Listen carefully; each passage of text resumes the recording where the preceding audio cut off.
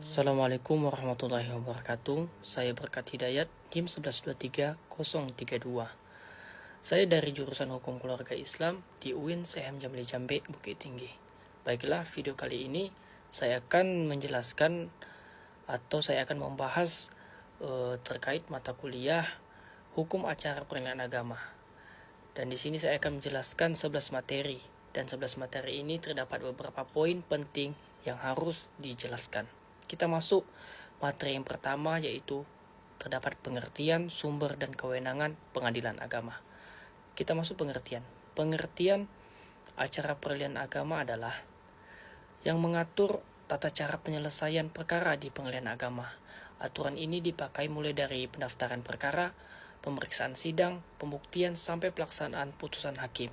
Hukum acara dibuat agar proses persidangan berjalan tertib, adil, jelas, dan tidak merugikan para pihak dalam pengadilan agama.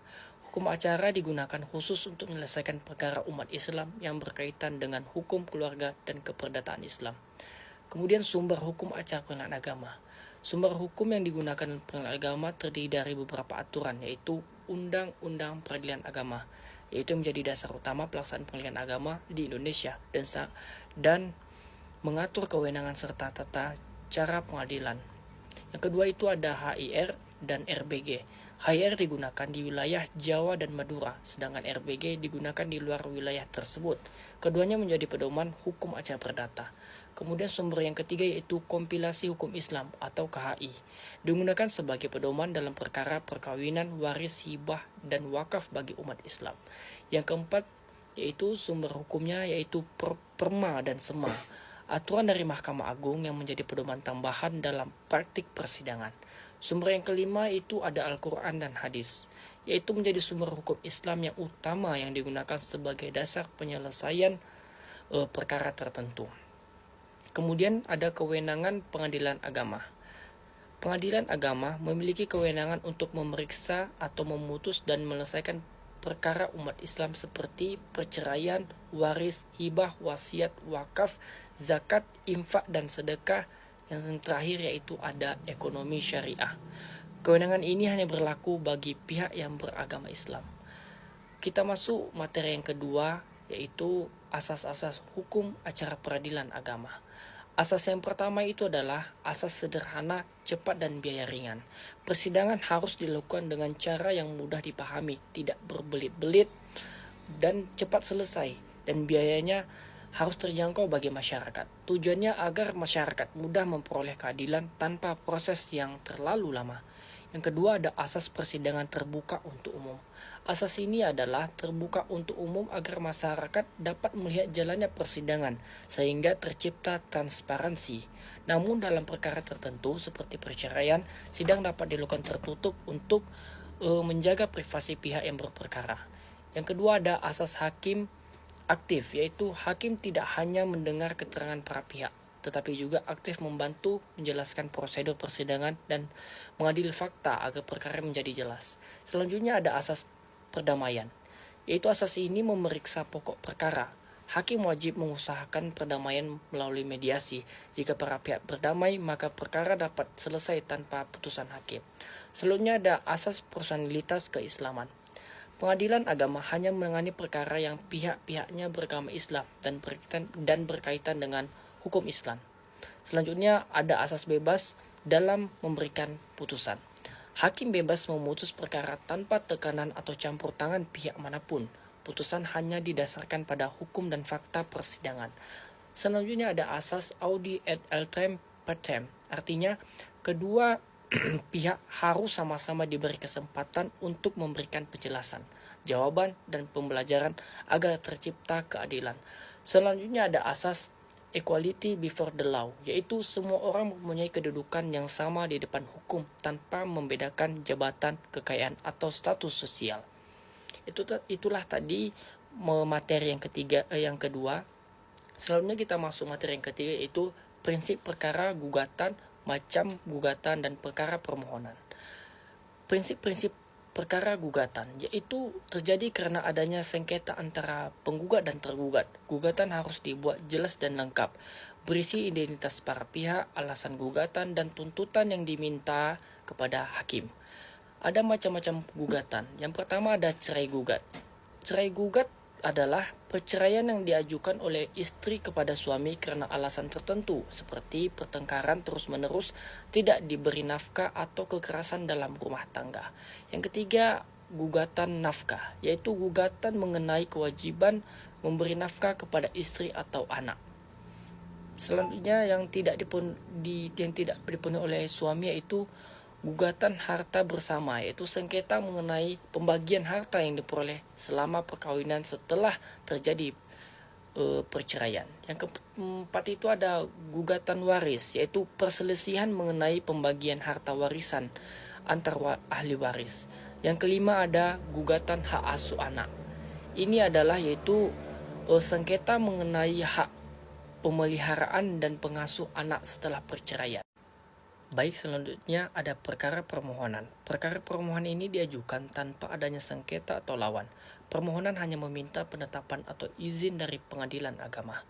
Dalam perkara permohonan ada beberapa poin penting di dalamnya, yaitu isbat nikah, yaitu permohonan pengesahan perkawinan yang sebelumnya dilakukan secara agama tetapi belum tercatat resmi di kantor urusan agama atau KUA. Yang kedua ada dispensasi nikah, permohonan izin menikah bagi calon mempelai yang belum mencapai batas usia perkawinan menurut undang-undang. Yang ketiga ada penetapan ahli waris. Permohonan ini untuk menetapkan siapa saja yang sah menjadi ahli waris dari orang yang telah meninggal dunia. Yang keempat ada izin poligami. Permohonan ini izin dari suami untuk menikah lebih dari satu sesuai syarat hukum Islam dari peraturan undang-undang. Selanjutnya kita akan menjelaskan yaitu prosedur pengajuan dan administrasi perkara.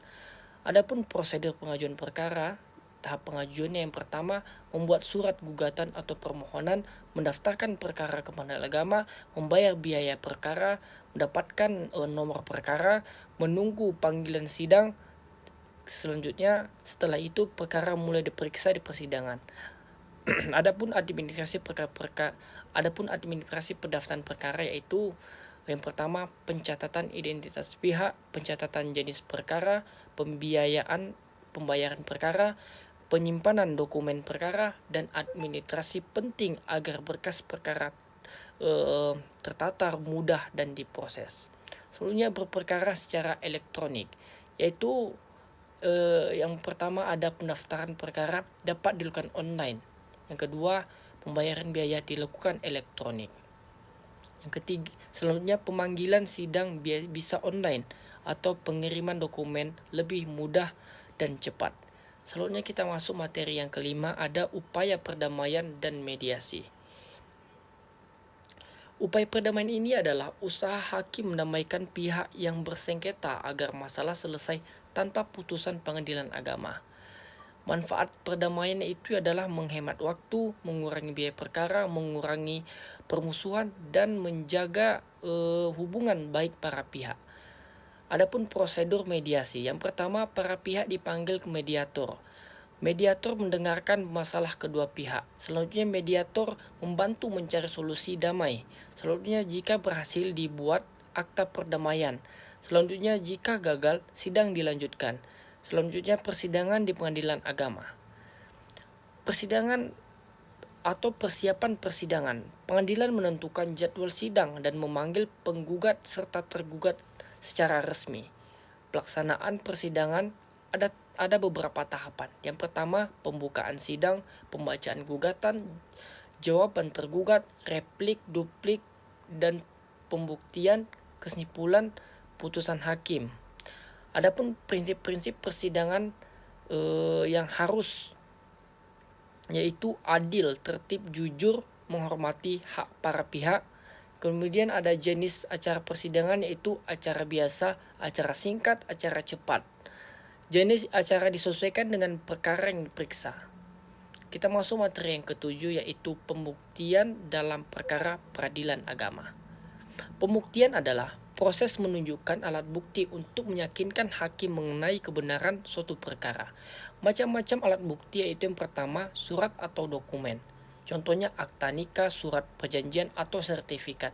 Yang kedua ada keterangan saksi, yaitu keterangan orang yang mengetahui langsung suatu peristiwa. Yang ketiga, pengakuan pernyataan salah satu pihak yang membenarkan suatu hal. Yang keempat ada sumpah. Pernyataan sumpah yaitu disertai sumpah menguatkan keterangan. Yang kelima ada persangkaan hakim, yaitu kesimpulan hakim berdasarkan fakta yang ada. Yang keenam ada bukti elektronik, yaitu contohnya pesan chat, email, atau rekaman digital. Selanjutnya kekuatan alat bukti. Hakim menilai semua alat bukti untuk menentukan benar atau tidaknya suatu perkara. Yang selanjutnya kita masuk ke materi yang ke-8, yaitu putusan pengadilan agama. Adapun macam-macam putusan pengadilan agama adalah yang pertama putusan akhir, yaitu putusan yang mengakhiri perkara. Yang kedua putusan sela, yaitu putusan sementara sebelum putusan akhir. Yang ketiga putusan verstek, yaitu putusan yang dijatuhkan karena tergugat tidak hadir. Yang keempat itu ada putusan damai, yaitu putusan berdasarkan hasil perdamaian para pihak. Selanjutnya ada sistematika putusan, yang isi putusan terdiri dari kepala putusan, identitas para pihak, duduk perkara, pertimbangan hukum, yang selanjutnya amar putusan. Kekuatan putusan. Kekuatan putusan yang sangat berkekuatan hukum tetap wajib dipatuhi dan dilaksanakan oleh para pihak. Selanjutnya kita masuk ke materi yang ke-9, yaitu upaya hukum. Upaya hukum adalah hak para pihak untuk meminta pemeriksaan ulang terhadap putusan yang dianggap belum adil. Upaya hukum ini memiliki beberapa poin. Yang pertama yaitu upaya hukum banding, yaitu dilakukan ke pengadilan agama yang lebih tinggi untuk memeriksa ulang perkara. Selanjutnya upaya hukum kasasi, yaitu kasasi yang diajukan ke Mahkamah Agung karena dianggap ada kesalahan penerapan hukum. Selanjutnya upaya hukum peninjauan kembali, yaitu peninjauan kembali dilakukan terhadap putusan yang sudah tetap karena alasan tertentu seperti adanya bukti baru. Baik, kita masuk materi yang ke-10, yaitu sita dan eksekusi. Adapun macam-macam sita, yaitu yang pertama sita jaminan, yaitu penyitaan sementara untuk menjamin barang tidak dipindahkan. Yang kedua ada sita eksekusi, yaitu penyitaan untuk melaksanakan putusan pengadilan agama. Yang ketiga ada sita material, yaitu penyitaan terhadap harta bersama suami dan istri. Adapun macam-macam eksekusi, yaitu yang pertama eksekusi pembayaran uang, yaitu pelaksanaan putusan berupa pembayaran sejumlah uang. Yang kedua ada eksekusi pengosongan, yaitu pelaksanaan pengosongan rumah atau tanah. Yang ketiga ada eksekusi penyerahan barang, yaitu pelaksanaan penyerahan barang tertentu kepada pihak yang berhak. Adapun prosedur eksekusi. Eksekusi dilakukan jika pihak yang kalah tidak menjalankan putusan secara sukarela setelah putusan berkekuatan hukum tetap. Kita masuk materi yang ke-11, yaitu perkara khusus di pengadilan agama. Itu beberapa poin. Yang pertama yaitu ada cerai talak, yaitu perceraian yang diajukan oleh suami kepada istri melalui pengadilan agama. Selanjutnya ada cerai gugat, yaitu perceraian yang diajukan istri terhadap suami karena alasan tertentu. Selanjutnya ada isbat nikah, yaitu permohonan pengesahan perkawinan yang belum tercatat resmi di KUA. Selanjutnya ada dispensasi nikah, yaitu permohonan izin menikah bagi calon mempelai yang belum mencapai batas usia perkawinan. Selanjutnya ada izin poligami, yaitu perkara permohon izin suami untuk menikah lebih dari satu sesuai syariat hukum. Selanjutnya ada hukum waris, yaitu sengketa pembagian harta waris antara ahli waris yang diselesaikan melalui pengadilan agama. Itulah tadi pembahasan materi, yaitu ada 11 materi yang di dalamnya terdapat beberapa poin penting yang saya jelaskan. Mungkin itu saja yang dapat saya sampaikan. Saya Berkah Hidayat. Assalamualaikum warahmatullahi wabarakatuh.